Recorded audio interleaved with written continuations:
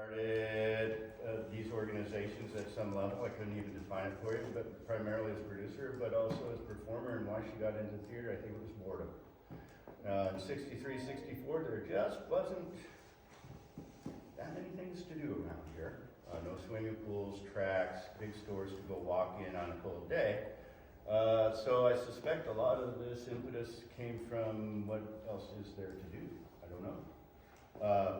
One of the things I'd like to learn tonight or today is your memories and anybody else's memories of how the groups parse themselves out. I can remember Peterson would drive every single day from Homer to Kenai for years. In a couple of years, I'm pretty sure he drove to Anchorage to Homer a few times a week. And so there was a kind of a dedication, and I know he was going to school as a theater arts major. And I remember he would come down and work with Gene to create these shows. That's what I remember vaguely. Right. Okay, I'm Maureen Forbes, and I was usually backstage. Many of you probably would be more familiar with my husband, David Forbes, who, aside from golf, I think theater was his other avocation. And we first moved down to Kenai. He'd gone off to the Air National Guard after graduating from AMU and getting his teaching certificate, but he had to go to basic training at that point. And when we got back up here, it was too late to apply for a teaching job in Anchorage. And so he got a job learning to be a bank trainee administrator type. Imagine my husband doing that. Anyhow, so he came down, got assigned when he got out of the training to be assistant manager at NBA in Kenai at that time. And he was in that job until, lo and behold, the new person that was heading up the schools here came in to open a checking account. And the superintendent set up an appointment, and he came in, he got a job teaching in Kenai, which is what he really wanted to do, not be a bank manager. Anyhow, like Phil said, part of theater at that time, because that was, we moved down here in 72. No, 71, because the first show we saw was Peer Gynt Suite over in the elementary school. And it was absolutely amazing to me to see this show and have a boat form itself on stage in the middle of a storm and then fall apart. And the dancers and the singers in this gym, I was enthralled through the whole thing. And it had been helped by the fact with one of our best friends, were Rosie and Tom Murphy. We were at school together at AMU, and she would come down every year during the Fine Arts Festival. She would be rehearsing with Gene's dancers and then performing with Gene's dancers.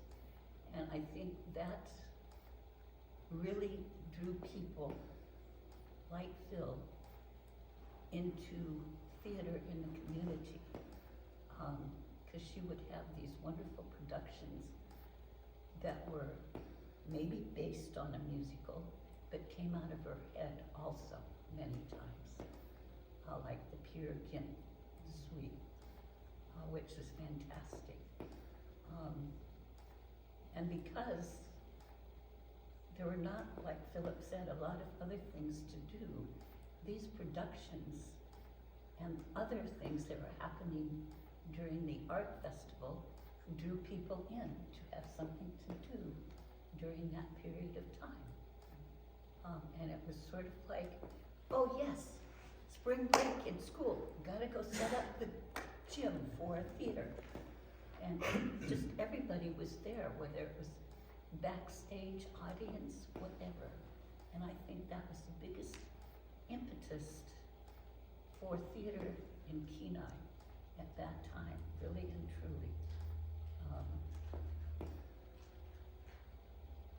And I think the very first collaboration with Pier One Theater was for, which one was that?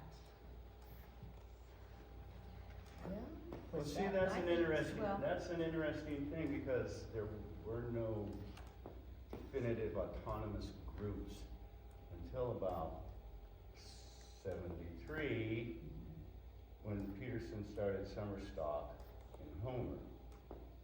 And then I think he did a 401c3, and then Don said, I don't think Kenai Performers became incorporated 1981. till 1981 81. is when they That's put much in later, okay. corporation, yeah. Right.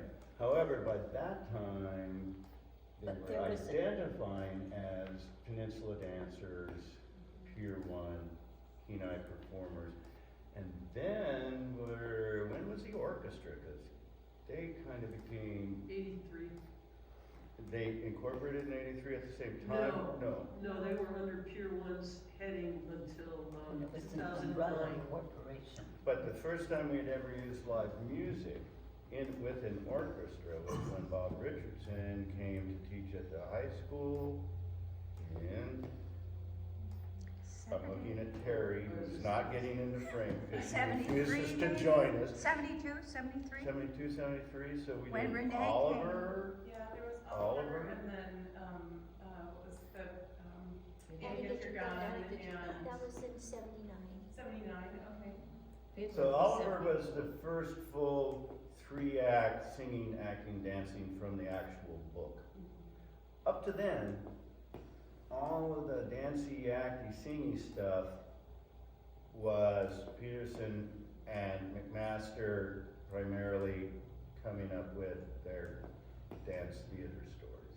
That as Peterson went through his university training, you can, I can in retrospect, didn't get it then, but you can see him applying all these techniques and methodologies at the time and bringing everybody up with him. And Jean Brockle was the first person we danced to live. She sang live. We did a thing called Lover's Collage. Yeah. She did a few of them And that was because- the first time I remember singing to a live singer. Wasn't the Jesus Christ Superstar in 72? Yeah, but This that was is- part of this the is collage. Jesus, yeah. No, okay, And she you're sang- right. That's the first one she sang in. That was the first time we had a live singer. It was, This is Jesus, King of the Jews. I don't Right. know how to love him. We had a piano on the stage. Anyway, hated it. Hated it. Now, Gene was, of course, magnificent and brilliant, but that wasn't what we hated, because we were used to that canned music, and by gosh, boom, boom. No nuance.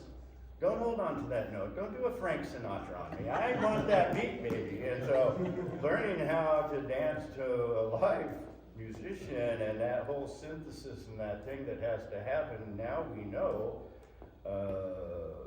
integrating the studio dance onto stage with the orchestra, it's challenging. Did a needle drop? You were doing. Ooh, canned baby, music? it was, Just playing records? No, Yeah, just- no, it was a reel to reel.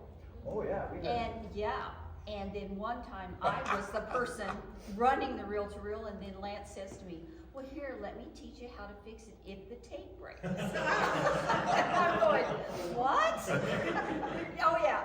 So he meticulously, and I practiced it, but you know, it was like, please don't break, please don't break. Yes, yeah, yes. So we did multiple things when we were, you know, traveling around, and we had multiple duties anyway. That was one of mine one time.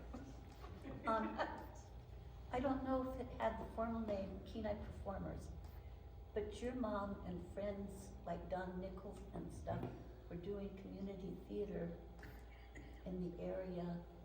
I think they were Kenai Players. Okay, I think they called themselves the Kenai Players. right, because they didn't do a formal, Yeah, it was thing. Yeah. And It was pretty relaxed. yes, I mean, everybody had to know their lines, and they did a venue, and they did the production work, and it was a good show, but it was not with the same intensity that Peterson brought it up to that's later. probably true. Lance would come up here every day to like be the director, or? Well, he taught at the college. Oh, I see. And Okay. so then- It would depend. He'd do that, but yeah, no, for a show too. Okay.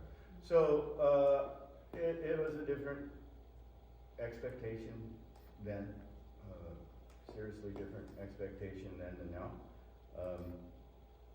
But I think the last show I did with Peterson was called The Valiant, and it was for a competition piece in Homer, or Haynes. It was the 85 or 6 maybe. And, yeah, I was working with Mike Shepard in a pottery business, and we'd work 10 or 12, 14, and then I'd either drive down with Mon Phillips every day for 5 or 6 months, or I'd fly down and drive back every day until we got it right. Or I'd ride with Forbes would do. And so yeah, and we all went. And that wasn't even part of the conversation. Is this inconvenient? It's just, we'll make it at 8 so you can get here, but don't be late. You know? So, but there was only 3 state troopers back then. One in Seward, one in Scott. 45-minute drive. That's when Peterson was taking the scenic, and it was a pretty day. Yeah, boy, he could fly down that highway and tell you. But Val brings up a good point, and that is the stagecraft that we learned. I was sharing with some of the folks as we were visiting earlier, not recognizing what we had here until you go down to the lower 48 and see what else there is, and I had no idea. Why would I? And aside from the fact that there were a lot of men involved in theater around here, our craft was every bit as competent as any of the groups I ever encountered, and some of them were, you know, professional. Not that we were professional, but the standard was, you know, everybody had to do, you know, Pearson would pick up a broom and sweep the stage. It wasn't like, oh, I'm on high. Everybody did everything. We went on tour, oh my Lord. I have to laugh because I saw Guys and Dolls with Pier One Theater and Peninsula Dancers and Kenai Performers people were involved. And Gene's choreographer with those gamblers down in the drains was so fantastic. And you have to remember that many of these guys involved in some of those musicals did not start out as dancers. I mean, they came in and Jean pulled whatever she needed out of them. And then going to Minnesota at the Guthrie Theater and seeing Guys and Dolls, and I was honestly disappointed at some of those dance routines. They just did not have the sparkle that Jean had gotten out of those non-professionals. However they did it, it was magic. Lorraine, that was the first show that my husband and, well, it was the only one my husband and I drove up to do. And that particular number was the hardest that the orchestra had to play. I was in the pit. And so we always ran it before the show. Okay, I'll brief you. No. This is 1983 and I'm Laura Norton. And, I'll move. well, you move. I don't want to get you sick. Well, I want you to. So my husband and I were doing the rural mail route at the time, which was 70 miles of driving in Homer, and then driving 70 miles up here, and then driving back. Jennifer arrived 6 weeks early because of that. Anyway, but as I was saying, She that couldn't wait to that get particular, involved. I know, she couldn't wait to get involved. That particular piece was the hardest one that the orchestra had to play, and so Bob always had us run it before the show. Well, it was also the one Gene wanted the guys to dance before the show. So it was intriguing to me, at the very least, to see the progress during the Hell Week. And who could go faster, the orchestra or the dancers? And it became a competition in the warm-ups. It was an amazing dance. It really was. She gave up on my husband. He was not part of the gamblers. He was Arvide, and he would just watch. And he did not dance. Okay, No. So I was thinking You guys about are- Jean and her choreography and how she would choreograph. And so she would have an idea, and she would give us the steps, and then it just evolved. You know, the best thing is like West Side Story. Do you remember that? Okay, so she gave us these steps, and then it was just like, okay, we got to do whatever we wanted to with it, and it just, so the finished project just evolved out of that, was wonderful. Because that, developed in us a way to make it the whole character, you know, and make it that, and she was just good at that. She wasn't strict enough, she gave us, room to work with just her steps, I guess is what I'm saying, you know. Cause then she'd go, yeah, that's what I want, yeah, that's what I want. But once she'd lock you in, what she gave us that opportunity to explore it. But once you got that locked in, that's what it was, period, end of story. When we did the Russian dance for, was it Miss Alaska contest? Yes. There was this one part where we were doing this Russian dance, and I had to do a handstand. And, which is no big deal, I was a jock back in those days, so it wasn't a big deal. But I'd been practicing doing that one-handed handstand. And I was supposed to go up with my hands, hold for like the count of 1,001, 1,002, and come down. So we're out there and we got a full, I don't know how many people in the audience, you know, what auditorium were we in? We were at West. West High, yeah, big auditorium for us. And so it came my part of the dance, and I've been practicing this one-handed handstand. And so I go up, and I just said to hell with it. I went ahead and did this one-handed handstand. Now, I was only supposed to hold that handstand for about 2 seconds, but I held it for about 5 or 6 seconds. And of course, you don't put me in the front and expect me not to try to steal the show. And and there was a round of applause and ovation, all that, and I'm coming off stage, I'm feeling all good. So we all had to go down and change, get ready for the next act. Valerie's in there. Jean came down, and I'm all puffed up like I did something.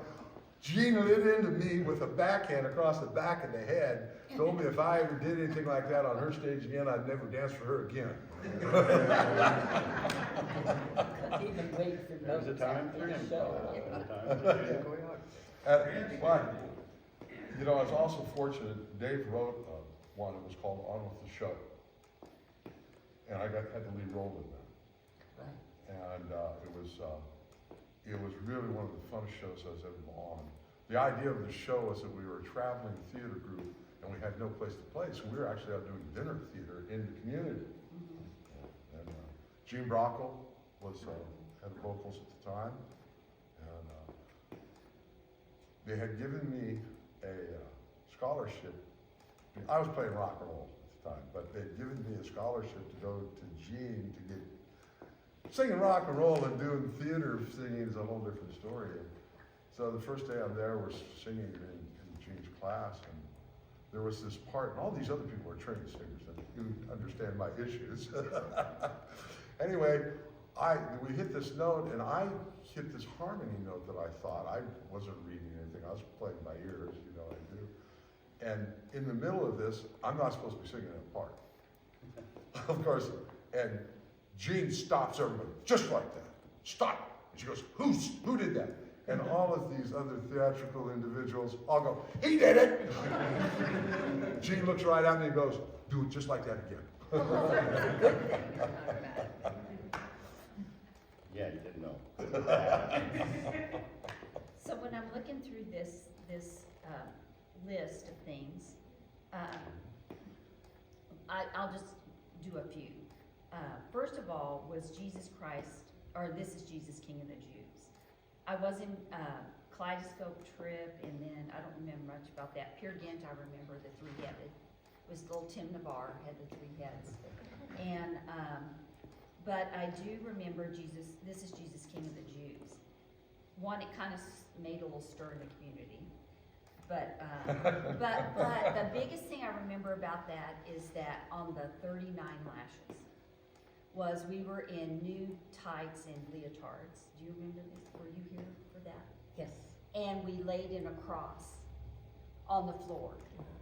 Okay, Sacrilegious. so at every strike, and it was the 39 of them, it undulated. Like, oh yeah, it was just absolutely beautiful, and I still see that in my mind. Of course, it means more now to me now than it ever did then, but it was beautiful. Yeah, the 39 lashes, and I think Jesus was in the middle. Well, weren't they telling us that we were being, with I that don't medicare know. there, I was You saying, know, it- that's sacrilegious, you can't do that, because- yeah. Well, because We're the we were kiddos. using the music, Jesus Christ Superstar, which you know was a whole big thing. But anyway, that whole thing was really kind of a neat show, because we studied what that was all about, kind of, to get into the character and everything. But the crossing, I think we should reproduce that personally at some point in some, do it. we should do that. It just was Jesus beautiful. laid. So one of the Yeah. things that, just kind of for the younger, newer meaning, you've only been doing it 20 years, guys. You were born into it, so like you had a choice.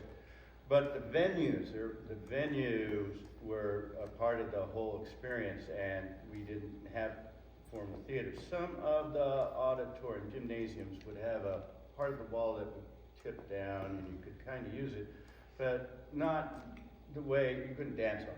So Peterson would convert what you guys know as the Boys and Girls Club, which was really a hotel when it first started. Then that was Kenai Central High, Kenai Middle School, the junior high, Kenai Elementary, and it held the borough and school district offices, all right there.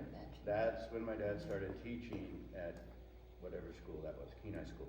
It was from the North Road, out Hal Booty, south of Clam Gulch, and all the way out to Cooper Landing, and that's the school everybody went to. And so Peterson started teaching us how to manipulate our environment. We would move the bleachers out and disconnect them from the wall and create one show, and I don't think, it must have been Oklahoma, as I recollect. But he got a big parachute, a cargo parachute from Elmendorf, and then created an amphitheater shell, the classic shell. Every day, before rehearsal or show, that all had to come out and get hoisted. And then after every rehearsal, it all had to get put back. Every single time, nobody left early, nobody came late, more than once, and all hands on deck. We all swept floors. All that.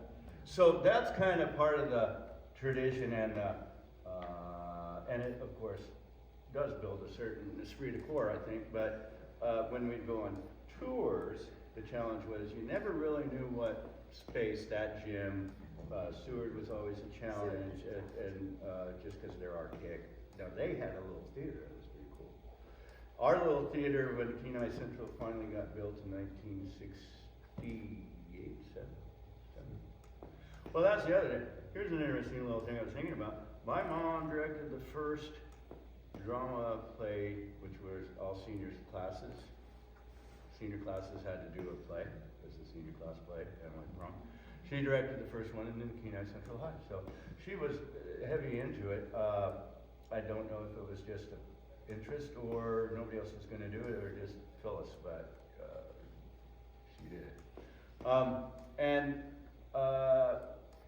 When the current theater at Kenai Central High, big auditorium, was proposed, it was after, whenever that was built in 80, whatever, we'd been 20 years of clearing out, garages and gymnasiums, and hey, community, do you want this auditorium? We'll share it with you as part of the school and community thing. And now we see that, of course, I guess contracts or whatever changes, and they're getting rid of them. But it's kind of too bad that they priced us out and elbowed us out, because there was a synthesis. And my wife, who wasn't at the time, was the professor at, she worked with Gene, and you can tell your story, but there was a time when, the community and the academic world were really benefiting from each other, and we had a pretty cool synergism going on. And maybe it's a ebb and flow. I don't know. Maybe it's good that we've evolved into our own spaces. We don't need them, but I think it's too bad because when I taught at Kiski, a lot of kids that were marginalized, and this is one of the benefits I think that empower, maybe, whatever word of theater. So, I want to piggyback off of that. What you guys have all said was the most valuable thing for me with working with Lance and Jean. And Mindy, you and I, come sit with us. You were those Seward shows. Yes. I'm gonna get coffee. Rosemary and I met on Annie Get Your Gun, and we turned the little theater in Kenai into a theater space, and Lance had us dance on the steps that the audience usually sits on, and had the audience down at the bottom. So the very first show I was in with them, we danced on the stairs. But the takeaway from all the times we went to Seward and Homer and had to resurrect spaces was that we were trained to do that. Like these guys keep saying, we were trained to get in there the night earlier, the night ahead, hang the lights, bring the sets, get the costumes out, do a full dress rehearsal the next day, and then do a show.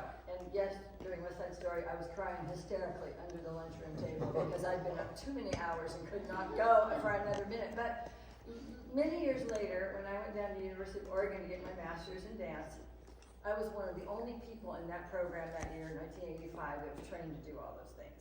We had the beautiful dancers from Eugene Ballet, and we had different groups, but when we had to go into a space, even a theater, where somebody had left all their sets in the crossover, I was the only one that knew about entrances and exits, sweeping the stage, checking for nails, cleaning the backstage area. You know, the other dancers would be putting their eyelashes on, and I'm trying to get all this other stuff done and talk to the lighting guy and do this and do that. And I didn't know any of that before working with Lance and Jean. So that was tremendous. We were very tired sometimes during the final performance, but The show always went on. yeah, and I came here in 1974. The first play I saw was Ballad, and I thought it was wonderful. And then what was the teacup dance in? That was in, Was it Lover's Collage, or what was it? No, it would have been after that. What was teacup? okay. Geez. Because I saw you guys do that, and I thought Okay. that was the most intense, wonderful dance ever. And so then I went to Jean and signed up, you know, and then I met It was, Rosemary. I think it was during When Gypsies Dance. It was so cool. Yes, because that was, it was When Gypsies Dance, because we were talking about, Philip and I were. I love it. They hit the That- teacups the on gypsies- the sauce, just perfect. Yes, so they had the gypsies, you know, and we came to the William Tell theme. We came in, playing like we were riding on horses. And Lance, that's how Lance, and then they had the teacup dance, which were the English ladies, you know, It was and lovely. yes, it was lovely, it was lovely. I mean, that's Jean's imagination. You know, Well, Jean Barb and Lance. Peterson would bring me tickets because I was working in the book cash, and she'd say, you have to see all these shows, you know? So then I got interested, and then Rosemary and I met each other when she became Annie, and Annie Get Your Gun, and that was our first show, and our first chance at changing the space. And then, Fiddler? Fiddler. Before, it says that Bach dances was before Fiddler? Oh, yeah, because we were dancing with We were Peninsula dancing, dancers. yeah. That's right, we were all dancing with Yes. Peninsula dancers in Yes. between all these shows. And And then I music came to man. class We've never and not doing a show. we had this class where there were adults, and Jean said, afterwards, I put my coat on, and she goes, it was the rehearsal on Sundays for Peninsula Dances? It was on Sunday. Yeah. So she just, I put my coat on, and she goes, we'll see you on Sunday at 1 o'clock. And I went, Sunday, I didn't sign up for that. She goes, oh, you did. And that's how I got there. And I want to go back and just interrupt a moment. Did you introduce yourself? Val has to, Oh. Or any of us, could we just go around, because I know everybody, but I'm not sure everybody knows you. Okay, Lorene and I You've introduced already you. done, Valerie Bernard. And when did you start? Well, I started in 1970. We came up during the boom with Phillips Petroleum, my dad, from Texas. And so we came up in 1969. And so in 1970 I started. And I don't know why. I mean, I don't know how I got involved. But I did. you know, so. You were a cheerleader in high school. I was a cheerleader and I liked to dance and all that kind of, anyway. Did Lisa dance at that time too, or did you start first? Well, Lisa was so much younger, so she was 4 years Yeah, she younger. was good. I think she was in dance class, but, she didn't act, I think her, I don't know, I know she was in, Gypsy's dance. But I don't, and Brian was in Jesus Yeah. Christ Your brother. Superstar. Yeah, Right. my brother was too. Anyway, there was just not that much to do in our community. So that's when I got, involved, the first one was 1970, so. Well, it's like walking through your history when you look at oh, I was having babies at this time, let's see, my second one was at this time. That's how I used to keep track of the shows. How many kids did I have and how old were they? So, divorced at this one, remarried at this one. I mean, you know, it's like, oh my goodness. But what I love about a lot of this is that we're just all still family. You know, we're all just still kind of a family. And like meeting Val Shepherd today, you know, I mean, that's like the next generation. And so it's lovely. It's lovely. I think that theater has given a lot of people, I'm gonna cry now, a lot of chance, young people, marginalized, an opportunity to feel safe, to feel like they're worthy of someone's attention, that they're good at something. It's just an all-around positive experience. And I think that in this world today especially, that is so incredibly important for these children. That's, I think. You know, I it's think, just, like you were saying, to go on from that, is that the arts are something that we need so much for all of our people, because I think it brings something to people to know themselves, to know community that we don't get. And I watched a graduation at CHS one year, and it was the year that Tom Murphy graduated. Retired, he didn't graduate. He did. So he was up on stage, and he was up on stage with some of these other people that were big sports boosters, and you know how our graduations have turned in sort of a sports event, and some people give huge cheers and rounds of applause, and other people get ignored, and the same thing as they go across the stage is the sportsmen got pats on the back and big hugs and all of this kind of stuff. But the one I watched was because Tom had given the speech, was Tom Murphy, because he was there with his theater program for those people that were finding a space for themselves and for the social aspect, that they weren't sportsmen. I mean, some of them were very large people or very skinny, immature types or whatever that did not fit into that top portion Well, of schools. Jean would take somebody of different shapes, but by the time she was done with you, you were pretty trimmed up. That was part of the whole art experience, whatever it was. It was, gave people a whole lot more. That's my own feelings that we don't give enough to arts in our schools. but also I think it helped us, for me, it helped me being a better adult in accomplishing things that I did in my life because of what was expected of me from performing, you know. You've gotta be there on time, you've gotta know this, you've gotta practice this, you have to improve on this, and so a lot of that helped me in my adult life too. You know, just to be an adult. Michael, introduce yourself. Mike Gallagher, I've been around since before dirt. I broke out with Valley. We're sophomores in high school, and I was a jock. And my football coach said, you have to do something in the winter. So I wasn't any good at basketball. And I saw the guys in the tights wrestling, and I thought, God, I don't want to do that. And I was taking a theater class from Mrs. Holmes. And she was so fundamental in all of us, learning, that's the first exposure we had to the theater. And so, that's where we started to get our love for it.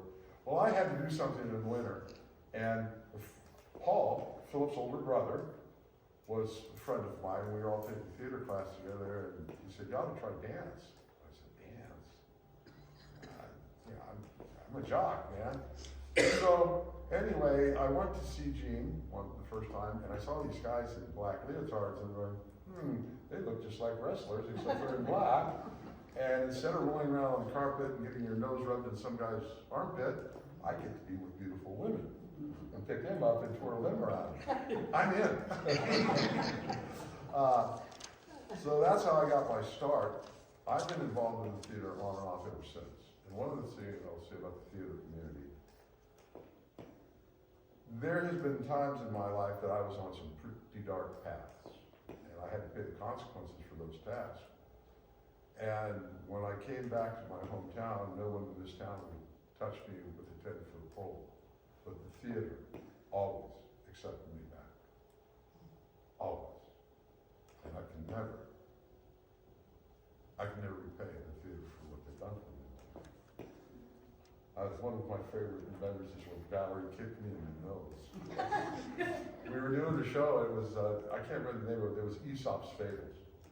And we were doing the Fox and the Grapes. Okay. And so first, we're rehearsing, and Valerie's got to do this kind of forward cartwheel thing, and I'm supposed to catch her right at the end. And I don't know if I was out of place, it'd probably be, because Valerie always was a much better dancer than I was. She comes over that, and she catches me with her heel right in the number. Bam! Knocked me cold as a well rope. Blood's coming to my nose. Gene runs over, Mike, here. I got, I'm fine. And then Gene got mad because I was trying to cowboy out there. So that was one of my favorites. But it was a rehearsal for the show. So we get on to the show. That's Philip's stage manager. Now, I started out, of course, in the black leotards, which is a little weird for guys if you've never done it before. But who was the artist? Didn't they win one of the college buildings after him? Schaefer?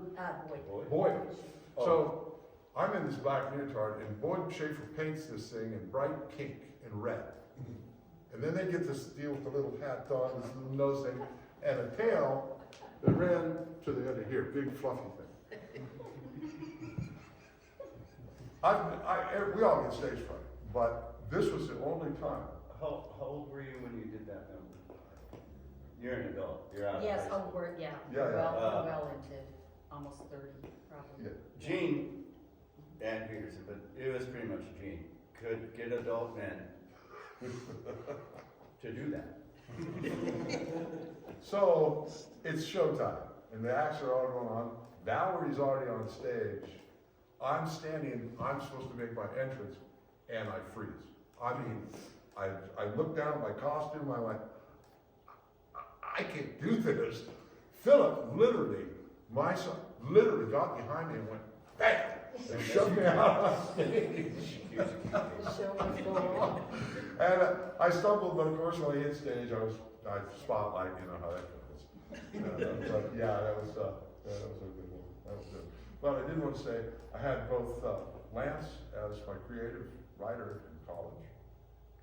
I also got a scholarship from the Kenai Performers to go down. He just opened it. The Homer Theater, the high school hadn't been open that long. And I got a scholarship to go down there and study under Lance for one summer for lighting and sound and all that. That was what, and for, I don't know, everybody's probably was at Lance and Barbara's place, but back in there, it was like this little hobbit place with mushrooms in the yard and all sorts of strange stuff, and we'd camp out in tents down there. So where Bill, Mary Lou's house is, that's where we would camp, those of us that were coming down for summer stock. And there was an old little abandoned trailer that we stayed in the tent. But all the Peninsula dancers, so when Pier One opened, it was traditional to have the Kenai, Peninsula dancers bookend the season, so we would open the opening, what's the, Labor Day is the first one, or is that Memorial? Anyway. Memorial Day to Yeah, Labor Day yeah, is the season. And then we'd close it, and usually it had to do with, the Madrigal Singers and or some other group like that. And so we were frequent flyers down at the point. But I also had Dave as a teacher in college. But he was one of my English teachers. So these guys really did affect, as Val was saying, the lessons that we learned in theater at that age gave us a training that none of our peers had. They had no idea. So like Chris was saying, we did everything, everything. And there was no, this thing about, oh, I'm the star, I get to step out in the spotlight and I can do my lines and that's all I got to do. That didn't fly in those days, I'm telling you. There was no stars. Everybody was a hand. Then and only then, after you help paint a set and build a set and clean the floors and move pianos and pick up chairs, and because we'd have to go into these gymnasiums and fold up all the bleachers it was, but you did that and you came, the first time I got the expression, 15 minutes early you're on time you're late, 15 minutes later you don't get to play no more. And they were strict about it. You didn't tell Jean McMasters you weren't making rehearsal. You did not tell her, I'm telling you. You did not want that woman's wrath. And they really did, they gave me tools that helped me, and it's still to this day. And like I say, the big thing for me that I remember, the love of the community and the art community was that, and I almost let the F word so bad on that one. No matter how much I made mistakes in my life, the theater always welcomed me back with open arms. I really enjoyed when we sat on the board, when you guys were coming over here, Phil got me back involved, and I really enjoyed that time. And I'm so glad that this crew here, right here, they picked the torch up, and that was part of the reason Phil got me back, to make sure that the torch for the next generation would get passed. And Philip's son, his wonderful wife, they've made us proud, and we know that the torch will go on. That's about all the BS I can come up with. Now go ahead. Okay, I do have to mention the painting the bodysuit parties we would have. Oh, yeah. Those were kind of fun. Well, Boyd did not need them wearing it, but Boyd had. So, yeah. It's when they got into the finger painting. But we were old enough by then. All right. Miss Chris. I think I already told my story. I'm Phil's. But he didn't introduce you. I'm Chris Moore, and I'm Phil's wife, and my son Paul is over here. Phil and I were a Music Man together, and Mindy, and he was Tommy Jealous. And then he went away for West Side Story, and I did West Side Story, and then when he came back, we did Cabaret. And the interesting thing about Cabaret was we already had theaters by then. And the theaters were wonderful. You could really give your students and your people the real good theatrical experience. They could work in a real theater with real lights, real audience. But something was wrong with, the dealings in the theater, so we ended up doing Cabaret at Blasey Mall. And the neat thing was, the orchestra was upstairs, and we were getting dressed in the bank or somewhere, and it really looked like a cabaret performance because there was little tables out there. Yeah. You were the lead. You were Sally Bowles. I probably got to be Sally Bowles because I was the one who could sing the lowest. And you sang so good, and Phil and I fell in love. I was a Kit Kat girl, and he was a sailor. But anyway, that's where I came from. I'm just going to say one more thing, then it's their turn. I had the extreme pleasure of working with Dave Forbes and Lance Peterson at the college as an adjunct faculty member, and they were brilliant guys and so helpful to me. And when I went outside to get my master's, they were right there helping me every step of the way and helping me with my classes, and they were just fabulous people. Besides doing theater, they were just fabulous to work with. Before we go on, I just like that. I don't know what show it was, but I'd be out of things for a long time, so I wasn't a dancer. I was another one of those guys that they would say, okay, go to dance class, get ready for the gig, and we'll go out. I had to go to one of Chris, I don't even remember what show it was, but I finally remember this. And I was in Chris's class, and I don't know what show we were doing, but she was, what is that move that you did, where you do that running jump thing, where you put both legs out? A leap across. Well, whatever you call it. I swear, I was in her class, and she was demonstrating this, and she, at that moment, she was the prime of her abilities, and she truly was the most graceful woman I've ever seen. And that's the truth. Valerie, you're right in there, dear. But I'm saying, that one thing was like, wow. Well, I'll agree with Lord Norton that the gambler dance in Guys and Dolls is a very complicated and groovy piece of jazz music. And when we redid it, we worked the hardest on that one too. Yeah, With yeah. You Got You and Power both in that, because that's a nifty, that whole show is great music. But that gambler thing it's tough. And working it every night and getting the singing coming right out of it and everything, very interesting music. I'm gonna fill in some blanks, my But- wife is going to, but after she got her master's in dance, she came back and as adjunct professor at the university, kept a dance program for 16 to 18 years and had her own dance concert called Jazz Is. I'd also point out that Val's youngest sister, Miss Lisa, my first girlfriend, who was when we were 14 and 15 and held hands and thought that was the deal, is now runs her own studio, or she retired. She's retired. And ballet, I mean classical ballet, and plays I don't know how many kids in the New York City ballet, so very high end.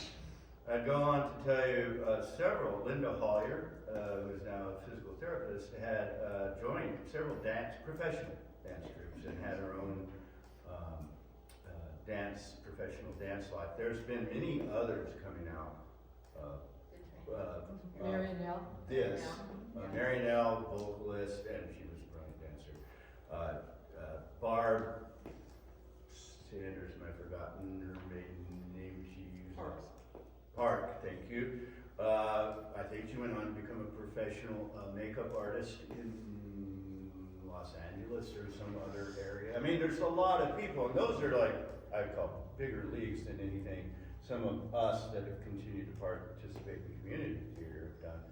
But Well, you did a whole theater, brought theater to high school theater. You took it to a whole nother level out of Nikiski, so you came out of the whole tribe too. yeah, well, You not gave it back. professional, but I mean, But I mean, level. But yeah, it all- and all I did you was, continued and on. I never had formal training short of the classes I took, but the training I got from Peterson and Jean was, make a story, get really good music, because if the choreography sucks, just close your eyes. La, da, da, da, da, da, da. Oh my God, that kid.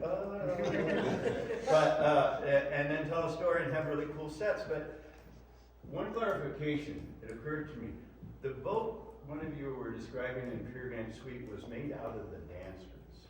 There was no props and sets at that time. So if you wanted a boat, we would have to form a boat, and we were dancing, and we had a mask. That was probably the mask.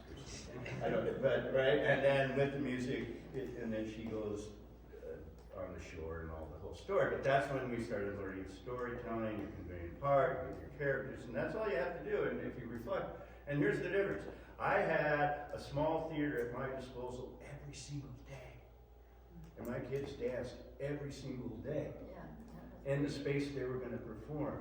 And yeah, they achieved pretty good level. If you're comparing it to what we did, where we rehearsed 5 or 6 months, but only once a week for the first 4 months, and then got serious the last 2 weeks or 3 weeks.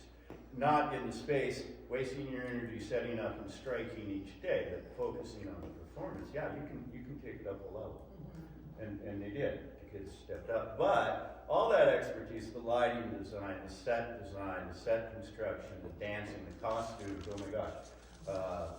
All of that, I never studied beyond what Peterson, Jean, and then Rock.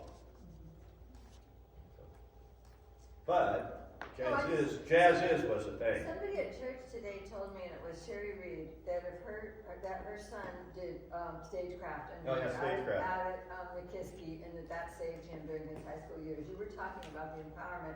It wasn't always the performance. Sometimes it was the backstage people. And then you did so much with costumes and then taught us how to do costumes too. So we were mending things and fixing things. And so it's a lot of it is, the unsung heroes are often in the backstage area, the producers, the prop people. Well, I think we forget sometimes that the real magic happens behind the curtain.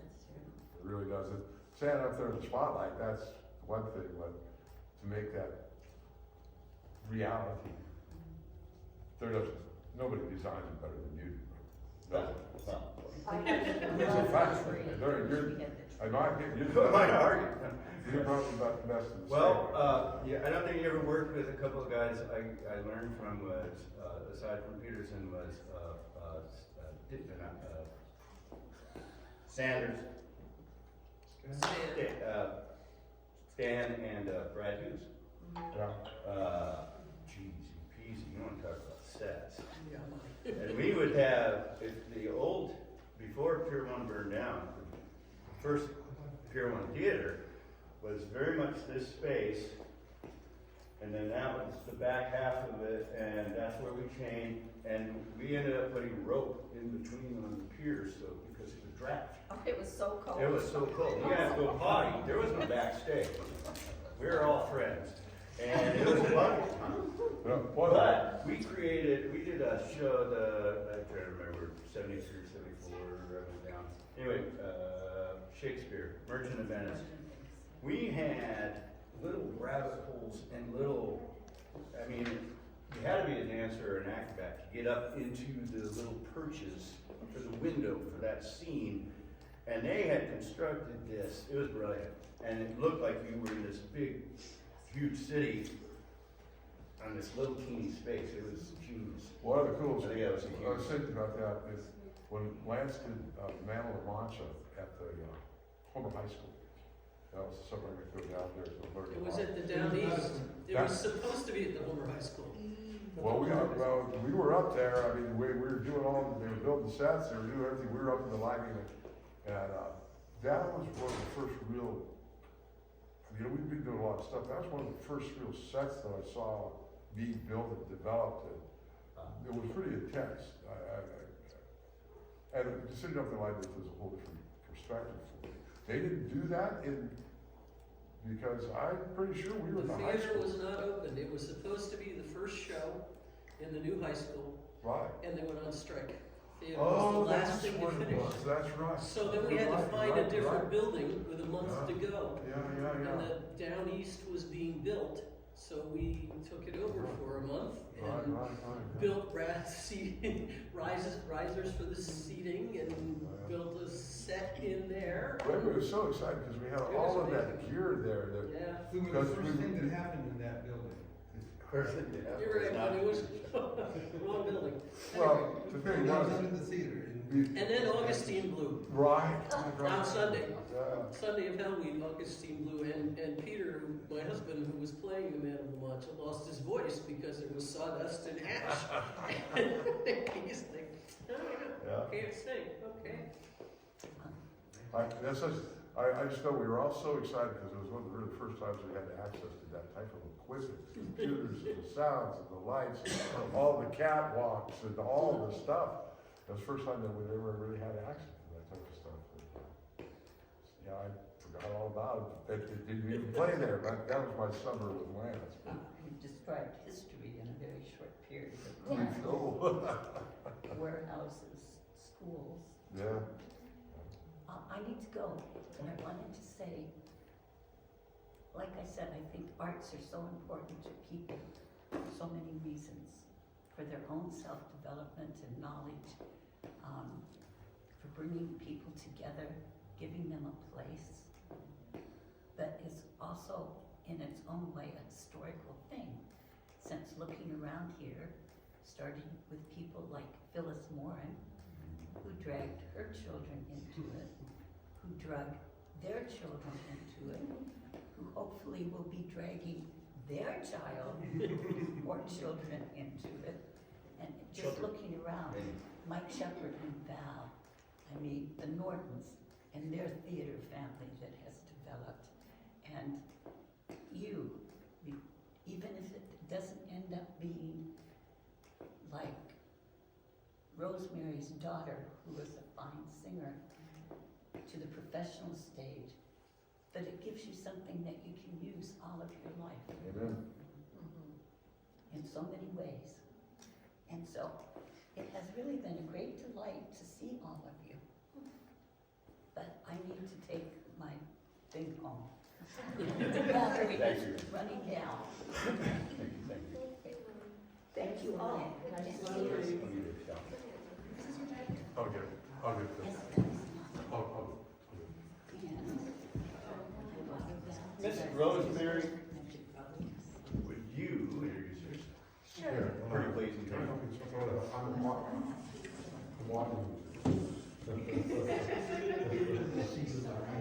Why are you there? Because you have to talk to the surgeon. I do it. Okay, I'm Rosemary Bird.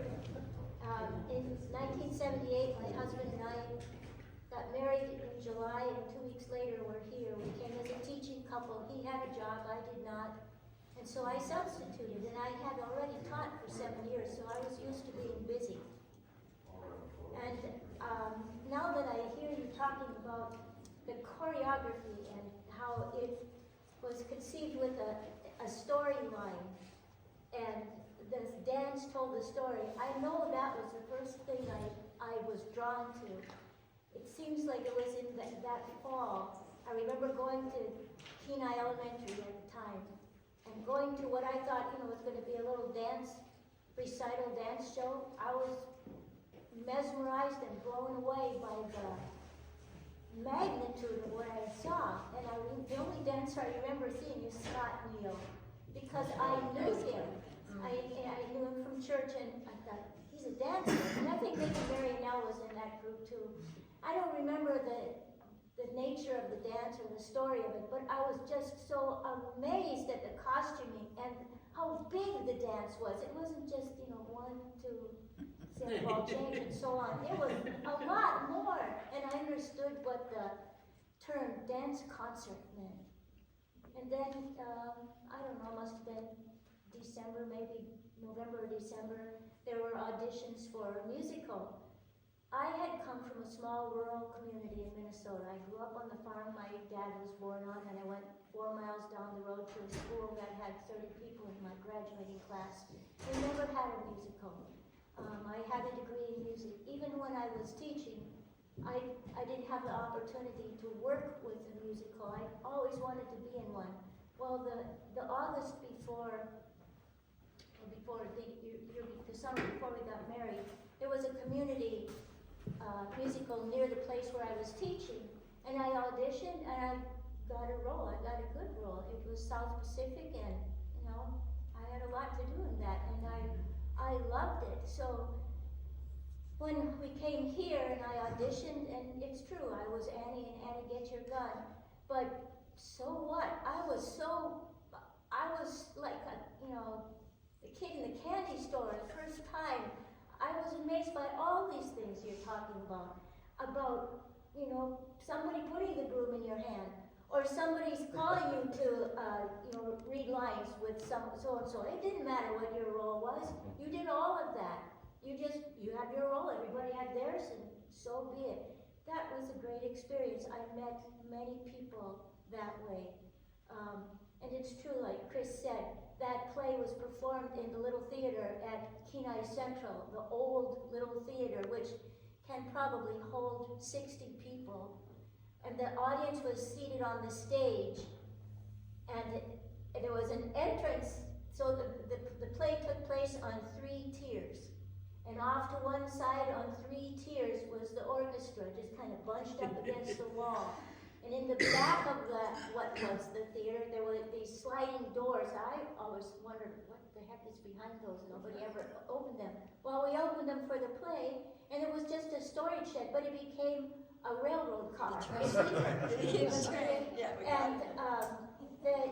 we had any door that was available was an entrance, whether it was behind backstage, you were coming in through the audience, or the two side, the upstage, at that point then, the two normal entrances became entrances. Bob Richardson was there with this cool little live orchestra. I'd never had anything like that. I'd never experienced it. So I was grateful for that experience, and of course Lance was directing, and that was an introduction to a real director. He saw everything. He imagined everything. He communicated everything. He was patient. He was kind. He was patient, but he was relentless.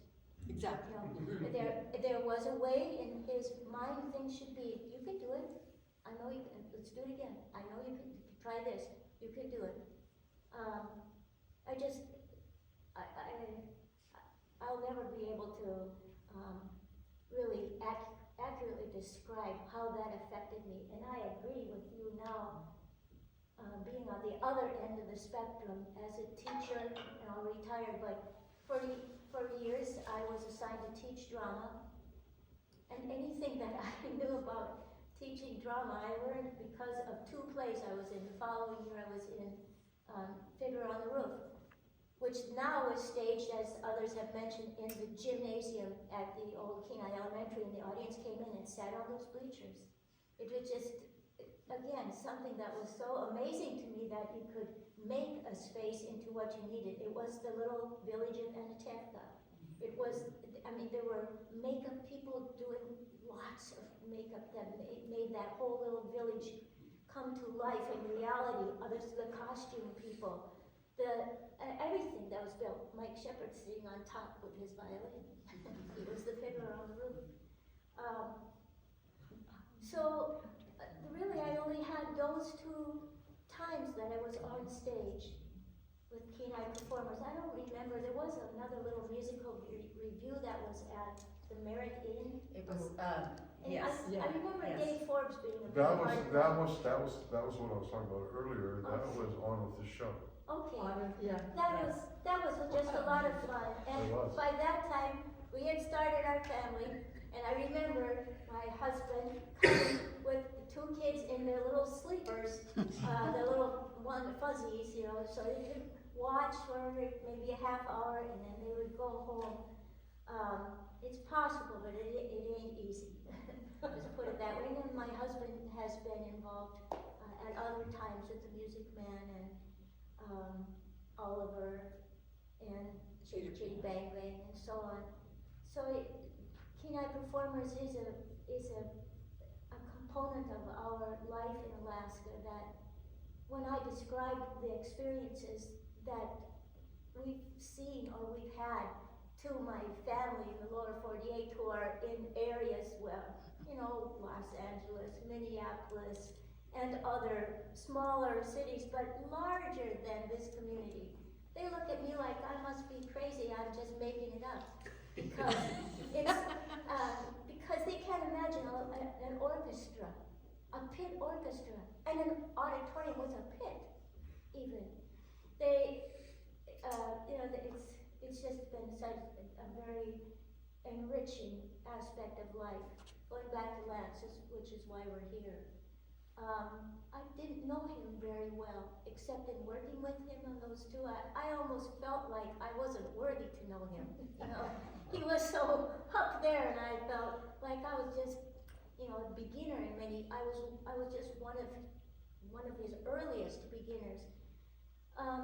And I hadn't seen many productions at Pier One. I can't even remember the last one I might have seen, but I went to the high school. And one that I remember quite well is the Mikado. Did you do the Mikado down there? Yeah. And the staging and again the use of the theater. People coming and going all over the place and appearing in what you thought were lighting windows. There were things going on up there. I don't know why that was new to me then, but I've seen it many times since then. Last comment about the effect of drama on students and even post-students, post-high school kids, that everybody wants to matter, right? We want to matter to somebody. So even if you have a role, you can fake mattering because you have a role, you're in the story. And that's an initiation, or at least it'll hold you over for a while, that you matter because you have a role and you need to be there. But theater is a funny thing. You don't have to be that skilled to find your spot, but once you have experienced it, and once you have a cast, a backstage crew, and somebody that has, made it possible for you to love life temporarily, that those people never stop meaning the world to you. You always remember them. And I've seen that many times in high schools and in middle school. I can't count the number of times. True story. Yesterday, I was in the post office in Kenai. I was there just before they wanted to close. And I had in mind I want to get a packet of 10 stamped postcards and 10 stamped envelopes for a going away party for a former student who's going into the Air Force boot camp, right? So phone is gone, no way of communicating. At least you can write the postcard and drop it and let people know you're surviving. So they couldn't find any postcards, and so I was there kind of in the middle while they were trying to finish up everyone else, and this young man came from behind me, and he walked up, he's soft-spoken, and he said what he wanted, and then he said, hi, Rosemary. And I knew right away he's from a cast. He's from a show. Where was he from? He's young, has to be recent, must have been Into the Woods, maybe, I don't know. And I just said, yeah, how's it going? Pretty good. I said, okay, he's pretty good in job, pretty good in life. Well, I've just been thinking too much. I'm getting better or something. I said, hey, it's a sunny day, go for a walk. Find a friend and go for a walk. But just the fact that he could have easily not have been seen by me. He could have just gone up and done his thing and left in a hurry trying to close. But he did make contact. And it's just, I don't know if he went home and went for a walk or not, but he looked a little hopeful when he left, and because there was somebody there that he knew. And that's enough to be in theater. That somebody, you mattered at a certain time, and you just hope that past that time, you still matter and you're willing to risk saying hi and hope that somebody, lets you know you matter. That's all I have to say. I'd like to just say something. Rosemary, I don't remember the first show we were together where you were the music director. I don't remember which one. Well, yeah, that was my second life. Yeah. Kenai Performers, yeah. She's a very humble woman, but she's probably one of the most patient directors I've ever had the privilege to work under. Like I say, I sing rock and roll, but I don't read music. And for me to go in, and I can just remember it was one day we were rehearsing over at Kenai Middle School. And of course, I could never, everybody else, I'm a tenor, or I'm this, or I'm that, they'd all fall right into where they're supposed to be. And of course, I'm all over the board, but I can sing really deep if I have to. It's just, don't worry, Mike, just go to the bottom. Just go to your bottom and sing for that bass. It'll all work out. And it did work out. It did, but you were so patient with me, because so many people get frustrated with me quickly, but she truly is. There are people around here who would not say that I am that patient. There comes a time, but you know what? Oh. There is that time where people have to step up and say, it's not la-la time anymore, so, You were always patient, you were gracious, and very, very supportive in everything we ever did. You were super. Exacting comes to mind. Well, you say that, but like you say, she gave me a tapestry. She said, here's an area where your voice, we know, yeah, you can sing at different levels, but we know this area of your voice, just do that and it'll be fine. So yes, you were exacting, but you allowed me that, you allowed my ignorance to play out on the stage, and it wasn't too embarrassing for you, I guess. oh no, it wasn't. I've been embarrassed far worse.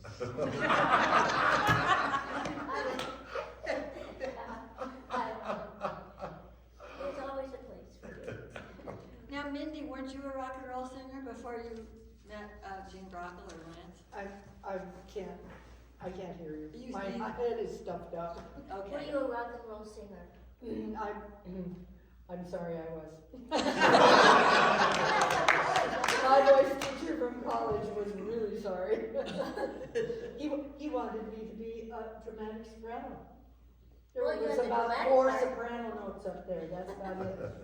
I was more like a bass. My name's Mindy Morning, and I moved here in April of '78 and started with Jean as a dancer in probably September. It was probably the classes that started, and the first class that I went to, Jean invited me to be not to be in Peninsula Dancers, but to come to rehearsals, because you had to prove you could dance with everyone else. And Marinelle Bassett Dilly and I were just talking about this, that it was a space in time where there was this magic. There were people, Mike Shepard, Phil, Chris, and all the dancers, everyone cooperated. And Jean made us feel we were dancers. And when we would go on tour.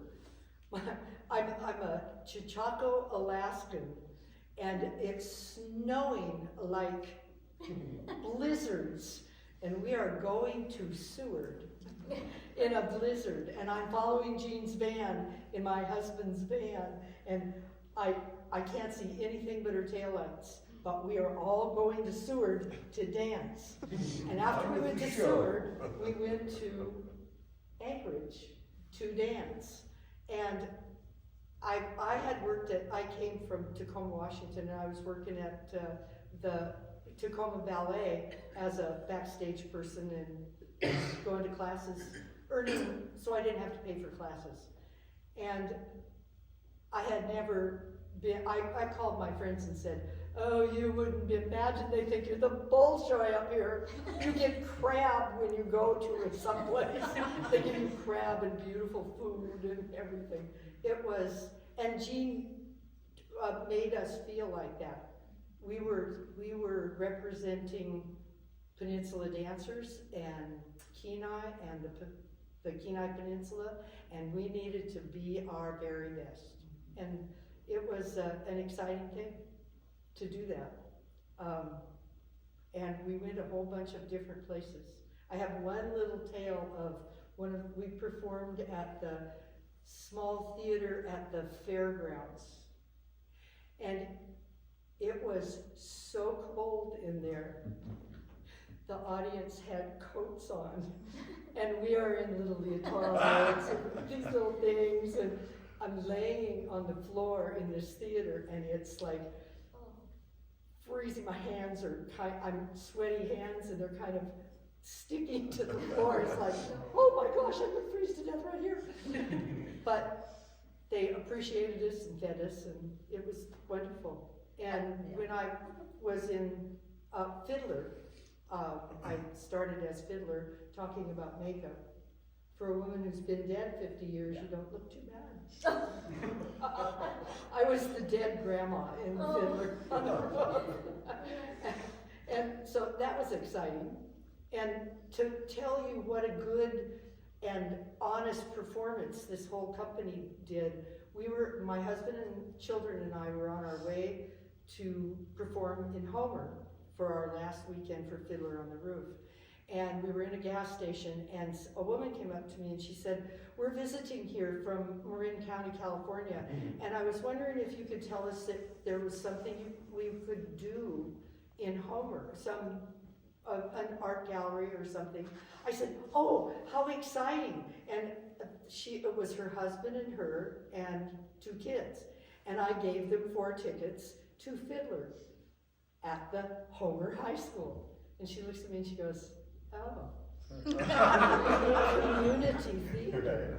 And I said, oh, you'd be surprised. There's an orchestra and very good dancing and really good acting. Everyone's very good.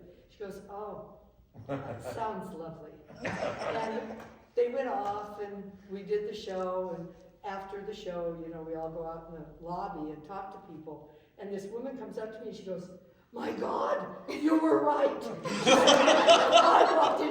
I walked into a gymnasium and the lights went out and I was mesmerized. And her children, who were like 7 and 9 or something, she said, they just hung on every single thing. It was so wonderful. And the singing was marvelous. Who was Golda? That was golden right there. It was, and that's how Gene and Lance expected that of us. Yeah. And Lance was never critical, but he made you know, you could step it up here or tone it down there. It was nice. It really made my life a lot easier with 2 stepchildren. At least I could go somewhere that someone liked me. No, actually, my daughter said she loved going to rehearsals, and the other performers would bring their children, and finally Jean said, "I'm sorry, only Mindy's children can come to rehearsal, because they're the only ones who either watch or just sit in the background and read. This isn't playtime, this is rehearsal." And my daughter once told me, she said, "Oh, Mom, everything's beautiful at the ballet." So, we grew up like that. Thank you, and thanks to Lance, he gave me a voice. It was really, really fun. Yeah. And Jean saved my life. She told me I drank too much and I should stop, and I did. And You it did. changed my That's life a entirely. that was huge thing. That was huge. That was You were really also huge. awesome in cabaret. Oh, Yeah, your lead was stunning. I'm glad that the costumes weren't any skimpier, or my husband wouldn't have let me go. I really remember those. He goes, "You're really gonna wear that in public?" Yeah. Yeah, it's my character. Something when you were talking about when you're almost freezing to the floor and thinking about all the history. It's funny. It's those times when we're up on the stage, we feel like we're freezing, and the tough stuff. The spotlight is never what I remember. It's always those moments. It's those, man, you're laying there going, "This is hell." But those are the ones that you remember. It's funny, and then we got through those, and it built our character, it built our stagecraft. But those seem to be a lot of times the good memories are actually when they were going on. It was not good. I mean, nobody else knew it, but it's funny how a lot of those are the important ones that we remember. I think Jean and Lance gave us all the ability to do the job we were supposed to do and present it to the world and make people like and feel good for a while. Have something beautiful to think about. When his brother broke his foot, we were touring, and I don't know if it was Lover's Collage. This is being videoed, right? Oh. Just wanted to remind you. Well, my point is, Easy as we go then. his brother had a cast on him, and I actually had to take the lead from him, but he still had a part, and he had to go out on stage with a cast on his leg. No, that's okay, you may not get a lead, but you're still going out on that stage. I mean, we learned the show must go on. Well, I think what we learned was adaptability. Okay, because of that stage that when we were down at the fairgrounds was like this. It was a Oh, nice. And I don't know, we had all those dancers on there, and the roof. We had lifts and you could, yeah. I mean, You give us the whole did a little bit of short elbows. breath, cold breath, I just remember laying there looking out, and all the women have mink coats on, and I went, "Oh, this is really amazing." But they came to the show, even though it was so cold. But and so that adaptability for me has helped a lot, because you can walk into a space, and it's helped like in teaching classrooms and in Sunday school and stuff like that, or just to walk into a space and be able to go, "Oh, how can I make this work?" So that I haven't really thought of it in those terms, but really that was a good builder for me. Yeah, That's another that's thing I true. took from it. Because, but does anybody, did we really do a show at the movie theater in Homer? That was cabaret. We did. Yeah. They built a platform for the orchestra to be up above. Okay, I couldn't remember, I looked and looked at for pictures and all kinds of stuff to figure it out, whether I dreamed it or It was it cabaret. really happened. It was cabaret, right? You wanna talk about touring in venues, we've been to, I believe, every community.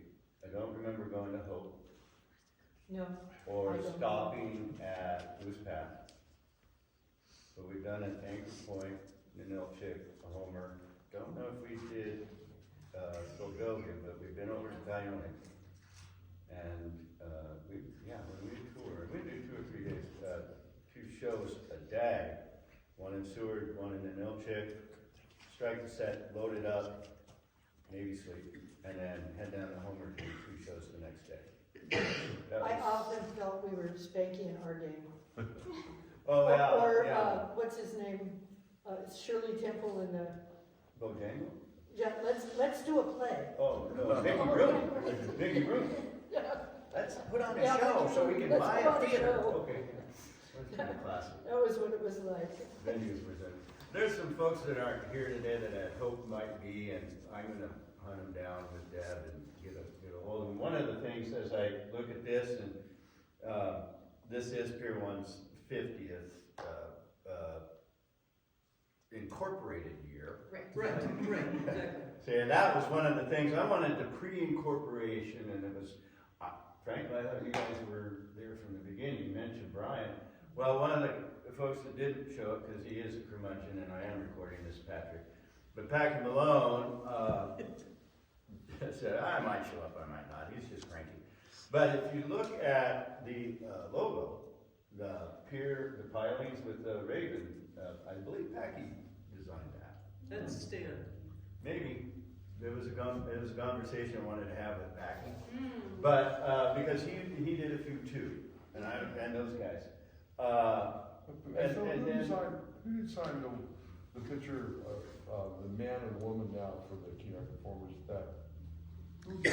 Mr. Evenson Evans, did yeah. the one. Yeah.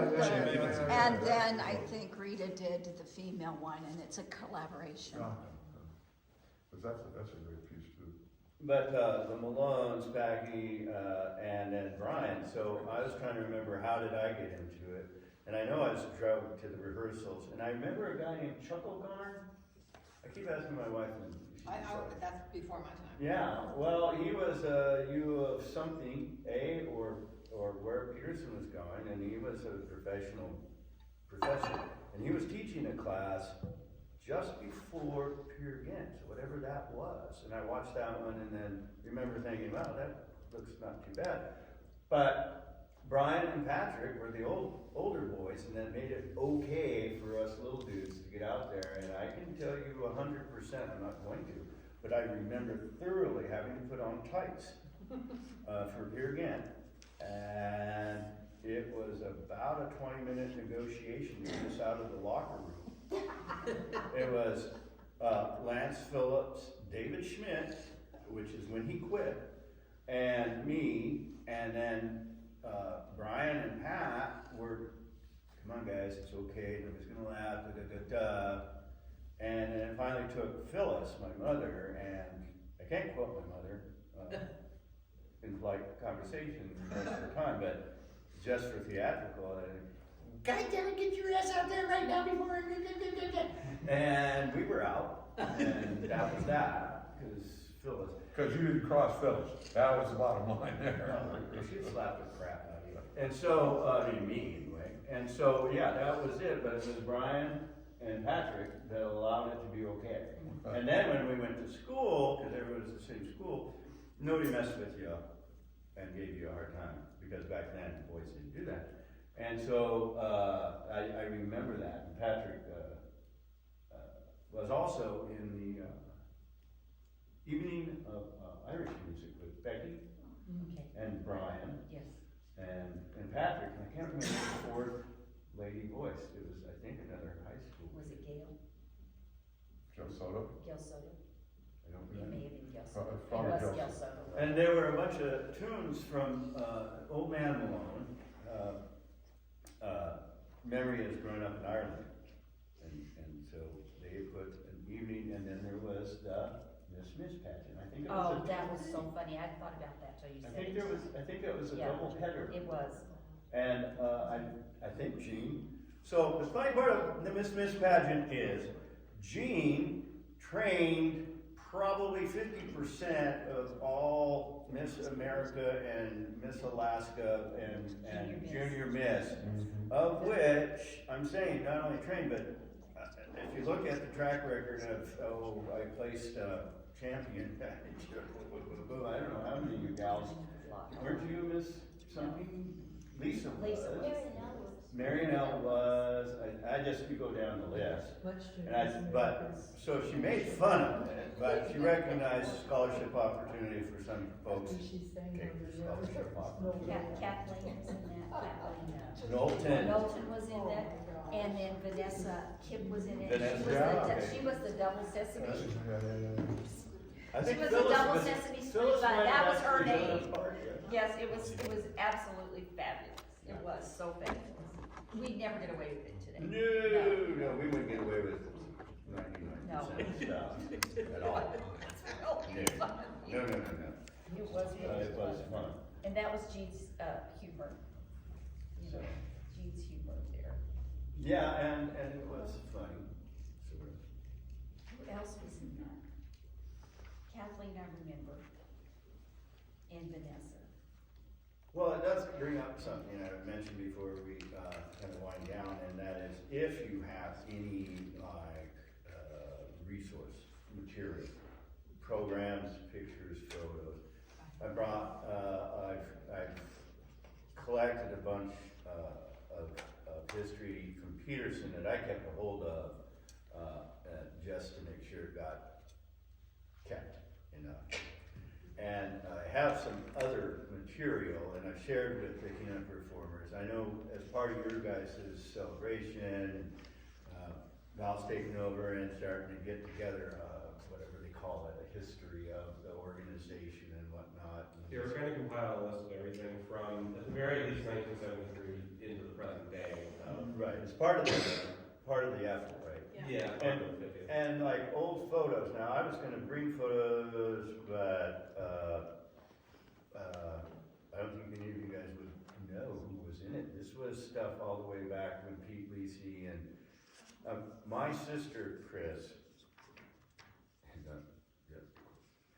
actually danced and put on leotard tights. Not her favorite gig, and doesn't care to bring it up, but that's how far back it was. And I think Kathy Hollier, Linda's oldest sister, was in it. And there's a picture, I'm in one. Is your grandson going? Yes. Climbing around. So back so they had lunch tables, right? Those were what we used to delineate backstage, right? And then we'd throw a drape over. Well, those were fun. You could get them going, right? And then just spin and hang on. And there's a picture of me hanging off of one, all the way in the very back. And Peterson's talking to Lisi, and you see Jean. Oh my God! Do you remember having to go back and then hike your hips way up and put your whole weight up on your shoulders and your body's like, yeah, there's a picture of, oh my God, that hurts to think about that. We did some stuff that was, we even did Russian dance on concrete floors, like at the Elks Club. We take it around that block. And, Phil, one thing you just said, it's good, when I went down to see Val Shepard, when we were talking right after Lance had passed, and she brought me this nice article out of the Clarion to show me, and it said Chris Morin. Well, it wasn't me. It was your sister. yeah, that's a mistake. One of the neat things about these clarifying discussions is there's layers of families. You know, I mean, like Celia's grandmother was Karen Siebenrud, who was the rehearsal pianist for years and played in the orchestra. Forever. And then Celia came up under Carol Ford, and then her mom has been this fabulous props and that person. So there's this legacy stuff, but we get confused about who's who, especially if they have the same name. Well, I remember, like, I sent my mom that picture, because I found that, like, a while ago, actually. I was just looking through the archives when I first started working for Pier One, and I saw that, and I was like, that's interesting. So I sent my mom, like, that picture, and she was just like, oh yeah, that's Phil's sister. Yeah, and then I clarified that with the article that just had the name in it too. So this kind of thing clarifies some things for posterity. So, two things. One is that Freddie Billingsley has kindly agreed to host a cast party for all of those productions that occurred from 73 or earlier to 84 or 85 that were Pier One productions up on the Central Peninsula. And that will be on Saturday the 29th, starting at 3 o'clock. It's a potluck, it's a cast party. We want to celebrate that we've done this. So I hope you will come. I will hope you will bring other folks, anybody who had anything to do with it in any capacity whatsoever. And then the other thing is that we're going to have an exhibit at the Pratt Museum. Yes, I talked to Chase. Okay. Which will probably start in mid-June or July. And so if you have a prop or you have some pictures that you would like to lend us, that would be wonderful. A lend or that could be re-photographed. Right, you know, right. Printed. I think I have a prop from Music Man. My son was in Music Man. You have an instrument? With those, it was a trumpet, I think. I think I have Because that. there used to be a saxophone up in the tomb at the high school, and I haven't seen it in a while. I'd love to have a Brad Hughes Well, instrument. I'd love to give it to you because That would I be need so- to have it be somewhere besides in my house. So I will. Anyway, be sure. but things like that would be marvelous. Show yours, Phil. So, yes. Chris had an album, we have some photos, they're, you know, performer centric and all. And we thought, well, should we show it, you know, who's gonna show up and how much memory? And then kind of documenting things, you start suggesting things, it doesn't do that organic, go where you wanna go. But, so I did bring this, Yes. I was gonna wear it, Still have but I thought, nah, we don't need that. Never again. Yeah, I don't think so. Actually, this used to fit, I was small enough back, I don't want to talk. So anyway, but that's what you're talking about is that's actually, one of the, I met most of you at one of your tours down to Homer in 81. In the fall of 81, the Peninsula Dancers came down and performed in what used to be the high school gymnasium. And it was the responsibility of the Pier One group to feed you. yeah, Oh, yes. yeah, And what it did happened you guys to be, feed us? it happened to be my eldest daughter's, I said, well, no, that would have been the year she was born. So it must have been the second year, 82. It was on her birthday, November 12th. So I brought a birthday cake. And from then on, you kept coming around her man. birthday. You guys made a pottery cup. Oh, You gave her a gift on one of her 4th or 5th birthday or whatever. Anyway, that's when I got to meet the dancers, basically. huh. I remember coming down there. Yeah. I remember, who's the bakery gal, the bakery bus, just down the street from Peterson's? You're the girl who Oh, yes, I remember. Oh, man, and you guys put, and then fresh halibut. That's all I would eat, is just the chocolate super duper sugary, and then, actually, we ate the fish first, and then after the show, we ate the candy. Mine was the halibut with the onions in it. Halibut salad, that was the most, But it's so fresh, right? Still, Yeah, yes, back in the the day, best. you could still fish out of the well. That was the time. I still make that. And then there was the pep Still talk. crab out of the crab box.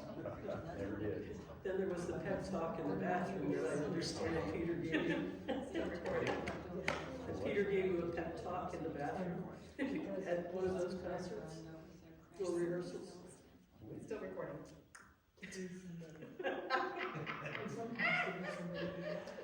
As long as I don't remember and I don't want to. So, I think we could, probably, unless anybody has any other, because we could talk for hours, but I don't know how much memory we're gonna get out of this, but maybe, at Billy, Freddie's, we could get you to do a little improv.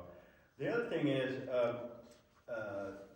there are some that weren't able to come today, and we're gonna go interview them one-on-one too. I don't know what your plan was. My idea was sort of the Ken Burns thing, where you're gonna take little blurbs and just string it together. I don't assume. Yeah, I'm not sure, Who we're or not what. sure yet what that all looks like. Yeah. And I know that's a tremendous amount of effort editing that and going through all the whatever, but I would hope that if you have any video of any of the past shows. We had that,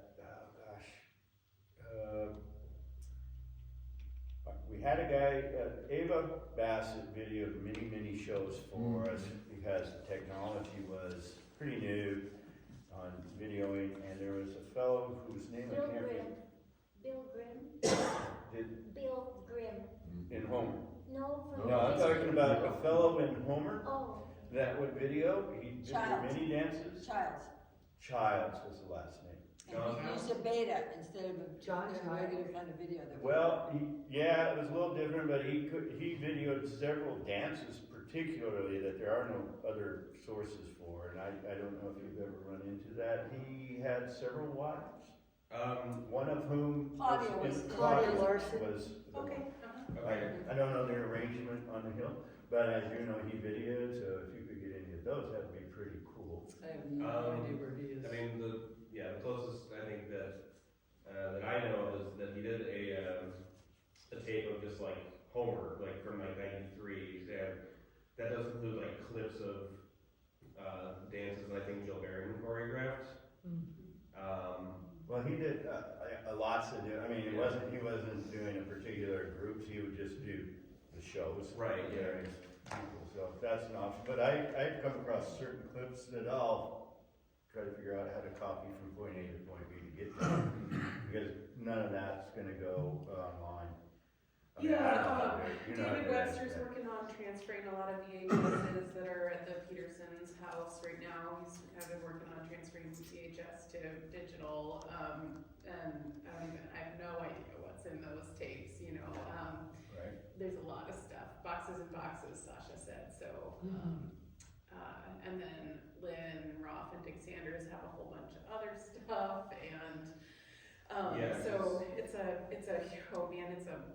it's a monumental project. Yeah, because the thing is, most of us videoed our kid. Right, Right. right. So, Yes. one of the things about Ava and Mr. Childs, I forgot his first name, John, was they did stay back and not just zoom in on their, Don Nichols did too, he videoed a lot of shows. yeah, that's the only reason why it's like, I got a video from Shia for one of the ballads, and, you know, love Craig, I don't really want to just watch Craig do a show. Oh, there's Vaughn, there's Joe, and then it's right here, and then voices on. So it's kind of cool for that, and you get something, but it would be nice if we could, if you guys have any of that, that'd be cool. Then, Val gave me these, and I didn't know stickers were a thing, but stickers are a thing. Okay, Yes. so I would grab some of these stickers before we leave, and boy, but it's the celebration, which is really cool. And I like the colors, it's nicely designed.